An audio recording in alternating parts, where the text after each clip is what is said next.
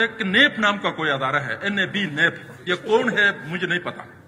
وہ بار بار میسج بھیجتے ہیں کہ پاکستان کو کرپشن سے پاک, تمہارا باپ کرے گا کرپشن سے, یہ تو تمہاری ذمہ داری ہے. میسج مجھے بھیجتے ہو اور تباہی تم پھیلا رکھے ہو.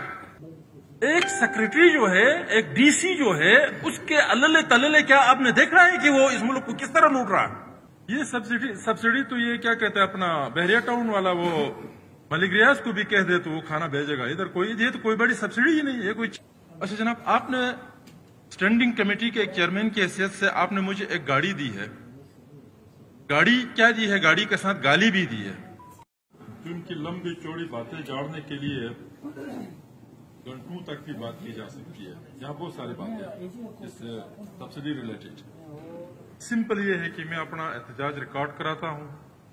میں ان کے فیصلے سے سہمت نہیں ہوں, متفق نہیں ہوں, اور میں نے جس حد تک انفرادی طور پر, اجتماعی طور پر جو کچھ بھی اس کی مخالفت کرنی پڑے, میں مخالفت میں کھڑا رہوں گا.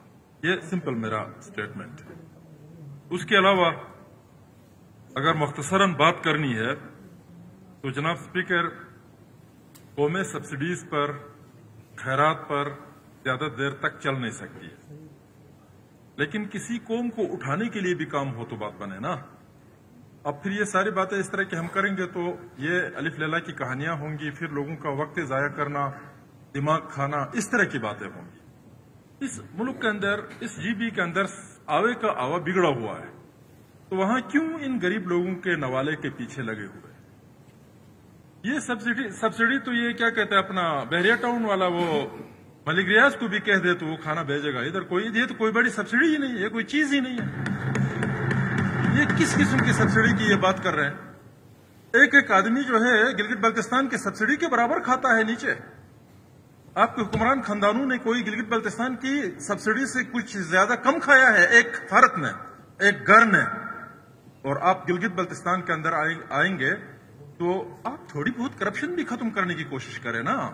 ملک غریب ہے, قوم غریب ہے, علاقہ جو ہے وہ مشکلات کا شکار ہے, تو آپ تھوڑی بہت کنٹریبیوٹ کریں نا. کنٹریبیوٹ اس طرح کریں کہ آپ حرام خوری چھوڑ دیں. کتنی حرام خوری چھوڑی گئی ہے اب تک اس گلگت بلتستان کے اندر. مثال دیتا ہوں میں آپ کو. میں گلگت بلتستان اسمبلی کا ممبر ہوں, عوام کا نمائندہ ہوں. 6,500 ووٹوں سے میں منتخب ہوا ہوں, اور کوئی 40,000 ووٹ میرے حلقے کے اندر ہے. اچھا جناب, آپ نے اسٹینڈنگ کمیٹی کے ایک چیئرمین کی حیثیت سے آپ نے مجھے ایک گاڑی دی ہے. گاڑی کیا دی ہے؟ گاڑی کے ساتھ گالی بھی دی ہے. اچھا جناب عالی, 1 لاکھ روپیہ ہے, یعنی بہت بڑا ایک اثاثہ دیا ہے مجھے.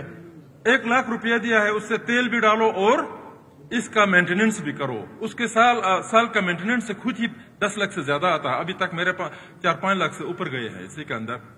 میں آپ سے یہ گزارش کروں کہ وہ سیکرٹری کے ساتھ بھی آپ ایسا کیوں نہیں کرتے ہیں؟ ایک سیکرٹری جو ہے, ایک DC جو ہے, اس کے اللے تللے کیا آپ نے دیکھا ہے کہ وہ اس ملک کو کس طرح لوٹ رہا ہے؟ ایک ہی شخص 3-4 اداروں کا ہیڈ ہوتا ہے. اچھا, وہ تنخواہ لیتا ہے, وہ اپنے مراد لیتا ہے اپنی جگہ پر. ابھی سردیاں شروع ہو گئی, ہر ادارے سے آگ جلانے کا پیسہ لیتا ہے. کیا وہ اس کو خود کو جلانا ہے یا اس کا کمرے گرم کرنا ہے؟ کمرہ گرم کرنے کے لیے وہ جس پوسٹ پر ہے اسی سے جو آگ کے لیے پیسے لیے جاتے ہیں اس سے کمرہ گرم ہو سکتا ہے. دوسرے تیسرے چوتھے ادارے سے وہ کیوں لیتا ہے؟ کیوں اس کو خود کباب بنانا ہے, اس کو خود شمشان کا حصہ بنانا ہے؟ تو جناب, اس معاشرے کے اندر تباہ و بربادی کا ایک عجیب و غریب ایک سچویشن ہے. اتنے غریب ملک کے خیرات میں ملے ہوئے پیسے جو ہے کس حساب سے آپ کے ایکسکیویشن میں جو ہے وہ اللے تللے ٹھیکیداروں اور PWD کے مختلف افسروں کے درمیان جو ہے وہ تقسیم ہوتے ہیں پیسے؟ کیا ہمارے آنکھوں کے سامنے نہیں ہو رہا؟ لیکن کون سا ادارہ؟ میں ابھی یہ بلاک کرنے کے لیے کوئی سسٹم نہیں ہے. وہ ایک نیپ نام کا کوئی ادارہ ہے, NAB نیپ. یہ کون ہے مجھے نہیں پتا.